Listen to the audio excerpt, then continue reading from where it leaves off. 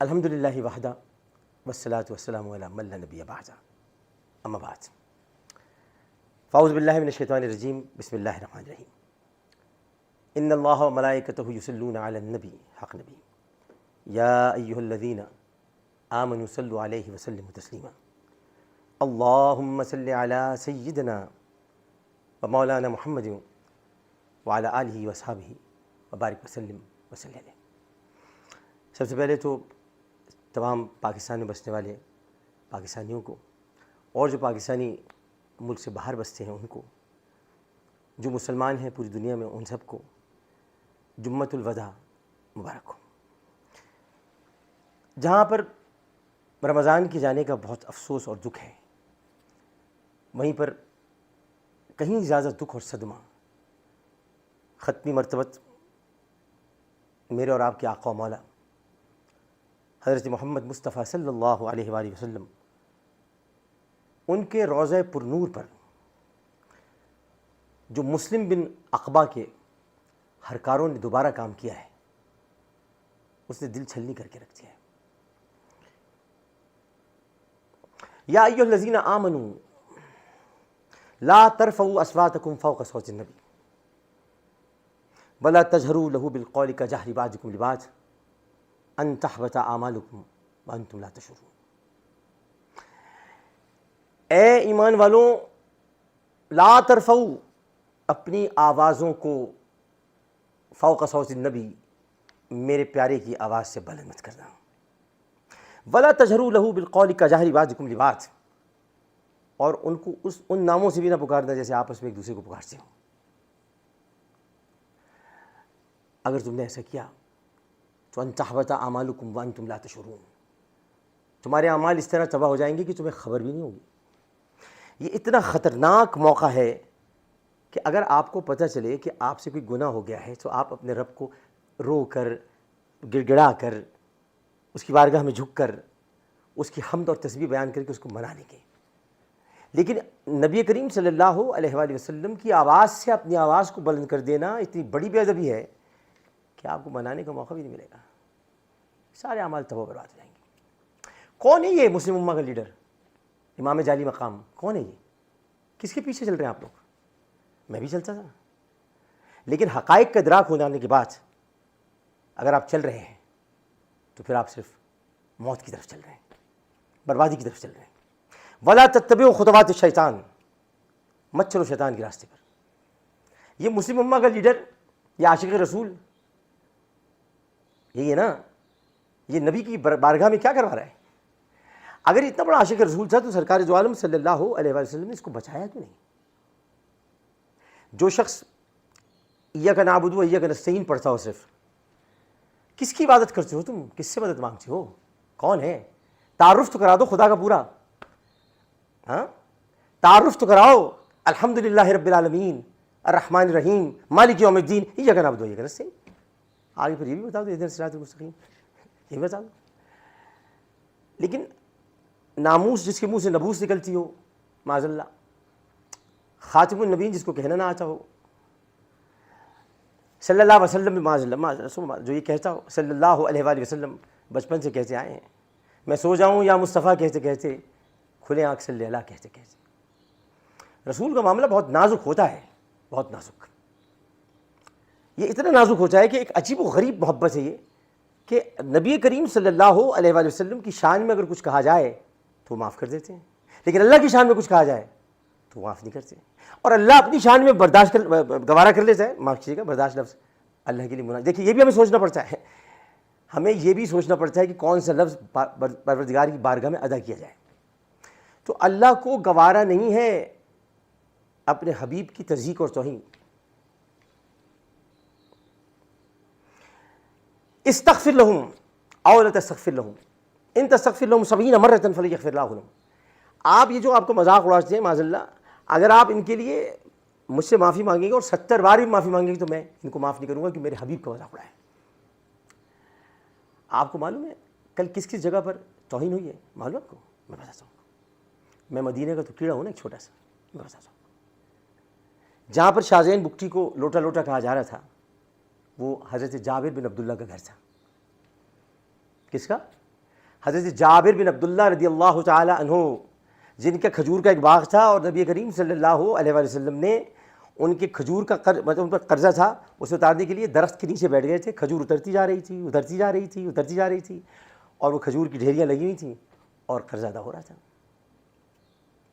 جہاں پر وفد کے اراکین نے چھپ کر جان بچائی، حضرت طلحہ بن عبید اللہ انصاری کا گھر تھا رضی اللہ تعالیٰ عنہ،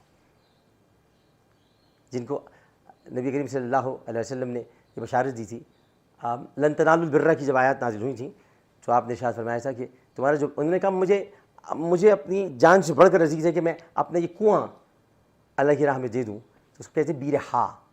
وہ بیرہا جب آپ باب عبد الملک الفہد کے دروازے سے گزریں گے تو تیسرے ستون کے پاس ایک جگہ ہے، اگر آپ وہاں سے قالین ہٹائیں گے تو آپ کو فرش مختلف نظر آئے گا. وہ بیرہا ہے، کنواں تھا. بیر کہتے ہیں کنویں کو. جہاں شہباز شریف صاحب کو چور کہا گیا وہ جگہ تھی حضرت عثمان غنی رضی اللہ تعالی عنہ کی، ان کا گھر تھا. اور وہیں پر آپ کو شہید کیا گیا تھا. اور اس کے بعد مولا کائنات حضرت علی کرم اللہ وجہ الکریم جب آپ کی تدفین سے فارغ ہو کر آئے تو آگے سامنے باب جبرائیل ہے. اور اچھا ایک بات بتا دوں آپ کو، یہ ایسا مقام ہے جو جنت البقیع اور باب جبرائیل کے قریب ہے کہ یہاں سے حضرت جبرائیل علیہ السلام تشریف لاتے تھے سرکار کے پاس، اور سرکار کی مطلب یہ کہ ان کی استراحت یا ان کی سراحت یا ان کے آرام میں کوئی فرق نہ پڑے تو اپنے پر سمیٹ کر آتے تھے. پر سمیٹ کر آتے تھے کہ پروں کی آواز سے میرے سرکار کی آنکھ نہ کھل جائے، پروں کی آواز سے. اور پر سمیٹ کر اپنے آپ کو کہتے تھے کہ مجھے یہ آپ کے صحابی بڑے اچھے لگتے ہیں، حضرت دحیہ کلبی رضی اللہ تعالیٰ عنہ. کیا؟ حضرت دحیہ کلبی. میں ان کی شکل بنا کر آؤں گا، اور وہ ان کی شکل میں آیا کرتے تھے، انسانی شکل. پر لے کر تو آ بھی نہیں سکتے تھے. جبرائیل کا ایک پر مشرق میں ہوتا ہے تو دوسرا مغرب میں ہوتا ہے. بہت ادب کے ساتھ تشریف لاتے. یہیں وہ بچے تو سو رہے ہوتے تھے. کون سے بچے؟ حسنین کریمین. ان کو جھولا جھلاتے تھے اور آپ وہاں گالیاں دے رہے تھے، آپ وہاں چور کہہ رہے تھے، آپ وہاں لوٹے کہہ رہے تھے. آپ وقت کے امام بن چکے ہیں. کون ہیں آپ نے برباد کر کے رکھ دیا پورا رمضان، برباد کر دیا آپ نے سب کا رمضان. کہا کیا عشرہ گزرا رحمت. میں تو ٹی وی پر ہوتا تھا تو میں بتاتا تھا یہ عشرہ رحمت ہے، یہ عشرہ مغفرت ہے. بدقسمتی سے میں بھی یہ قومی اسمبلی میں پھنس گیا، ورنہ میں آپ کو ایک ایک عشرہ بتاتا تھا. اب میں آپ کو یاد آ رہا ہوں عامر لیاقت، میں جیسا بھی تھا لیکن آپ کا رمضان عشروں کے ساتھ گزرواتا تھا. آپ نے عشرہ رحمت کی تمام تر رانائیاں، اسی خوبصورتی برباد کر کے رکھ دی. آپ نے عشرہ مغفرت کو ایسے ہی جانے دیا، ہلڑ بازی میں، نعرے لگانے میں، لوٹے غدار، اور عشرہ مغفرت گزر گیا. آپ جہنم سے نجات کا عشرہ، اس میں آپ نے مسجد نبوی پر حملہ کر دیا. کیا کیا آپ نے؟ کون سے عاشق ہیں آپ؟ کس بات کے اپنے آپ کو عاشق کہتے ہیں؟ شرم آتی ہے آپ کو عاشق کیسے ہوئے؟ عاشق کو تو معشوق مطلوب ہوتا ہے اور معشوق کو عاشق مطلوب ہوتا ہے. عاشق پتہ ہے کس کو کہتے ہیں؟ ہاں پتہ ہے کس کو کہتے ہیں؟ یا ایھا المزمل، یا ایھا المدثر. ہم سے دیکھا نہیں جاتا، آپ کے قدمین پر، آپ کے قدمین متورم ہو جاتے ہیں. ہم یہ ورم نہیں دیکھ سکتے. میرے پیارے اتنا قیام نہ کیا کیجیے، اتنا قیام نہ کریں، کچھ آرام بھی کر لیا کریں. اور عشق میں تو، محبت میں تو پروردگار یہ کہتا ہے قد نری تقلب وجهک فی السماء. ہم دیکھ رہے ہیں بار بار آپ کا آسمان کی طرف چہرہ کرنا. ہمیں پتہ ہے کہ آپ کو معلوم ہے کہ وہی نازل ہونے والی ہے. ہمیں پتہ ہے. یہ مسجد قبلتین کا واقعہ ہے. قد نری تقلب وجهک فی السماء فلنولینک قبلۃ ترضیٰ. قبلہ آپ کی مرضی کا ہوگا، سجدے ہمارے لیے ہوں گے. حبیب، یہ ہے حبیب کا مقام. بلکہ مقام کیا ہے ہمیں تو کیا پتا، ان کا مقام تو اللہ جانے. تو میں بتا رہا تھا کہ وہ جگہ تھی جب حضرت علی کرم اللہ وجہ الکریم تجہیز و تکفین سے فارغ ہو کے ام المومنین سیدہ عائشہ صدیقہ رضی اللہ تعالی عنہ، میری ماں، آپ کی ماں، ہم سب کی ماں.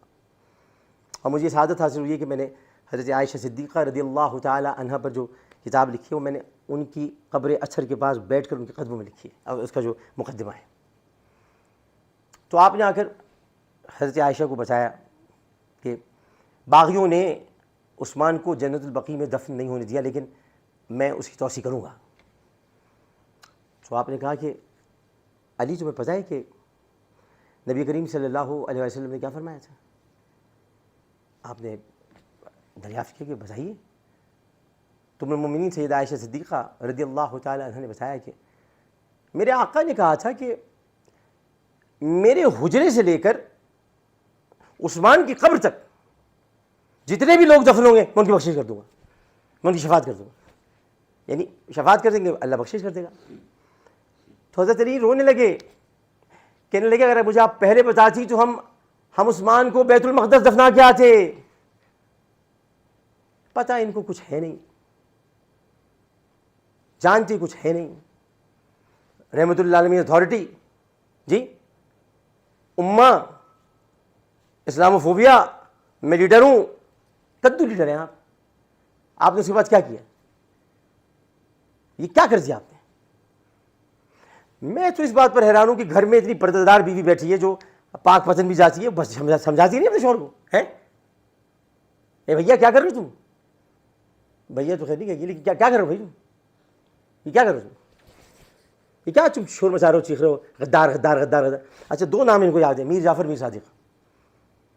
کبھی میرے پاس بیٹھتے نا تو میں ان کو اتنے نام یاد دلاتا میں ان کو جو ان کے ارد گرد پائے جاتے ہیں.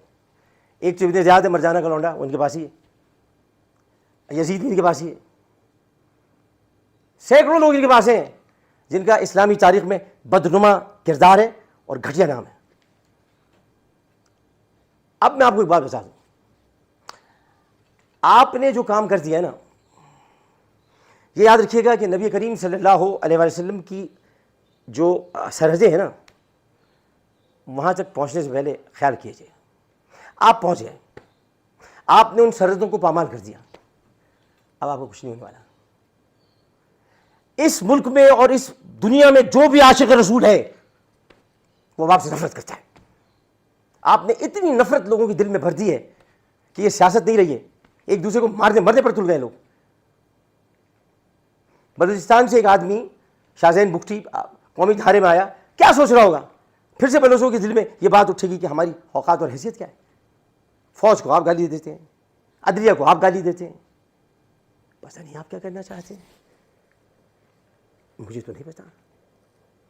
میں تو اتنا جانتا ہوں کہ دنیا میں محمد سا شہنشاہ نہیں کوئی، دنیا میں محمد سا شہنشاہ نہیں کوئی، کس راز سے خالق کے آگاہ نہیں کوئی.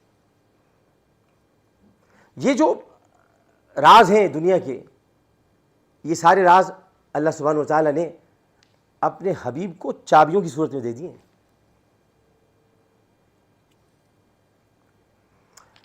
آپ نے نبی کریم صلی اللہ علیہ وسلم کے دربار عالی شان میں، روضہ رسول میں، جہاں پر ترک لوگوں نے یعنی ترکوں نے جب وہاں پر حکومت کرتے تھے تو ترکوں نے باقاعدہ نقش نگاری جب وہاں کی تھی تو ہتھوڑیاں ربڑ کی تھیں، چمڑا رکھتے تھے کہ آواز نہ گونجے، اور اگر وضو ختم ہو جاتا تھا تو اترتے تھے، وضو کر کے آتے تھے